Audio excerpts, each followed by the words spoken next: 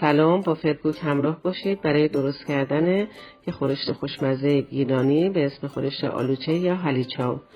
برای درست کردنش ابتدا سبزی رو پاک میکنیم، میشوریم، چرخش میکنیم و با روغن سرخش میکنیم.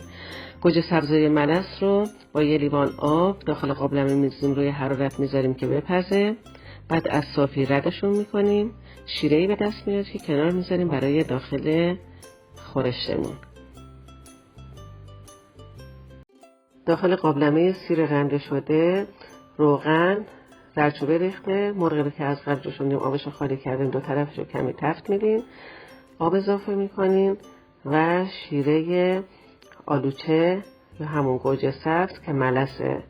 اگه مال شما خیلی ترشه به کنترل بریزین که یه وقت خیلی ترش نشه. بعد سبزی سرخ کردنم میریزیم، با نمک درش رو میذاریم تا جا بیفته. بعد از اینکه جا افتاد کنار مرغتون یه تخم مرغ میزنین.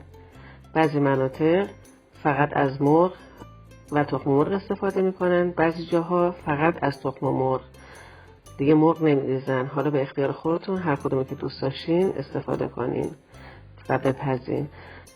چند تا آلوچه برای تزیین. بادمجونا رو پوست کنده با مقداری روغن داخل مایتابه با در بسته سرخ میکنین. چرا در بسته؟ به دلیل اینکه روغن کمتری رو جذب میکنه. طرف دوم رو که برگردونید بدون در سرخ میکنین. گوجه رو سرخ کرده و در آخر پخت کنار خورشتتون بادمجون و گوجه رو میچینین. 10 دقیقه که جوشید خاموشش میکنین. بعضی مناطق گوجه و بادمجون نداره، ولی من توصیه میکنم که با بادمجون و گوجه باشه چون بسیار لذیذ تره. نوش جونتون.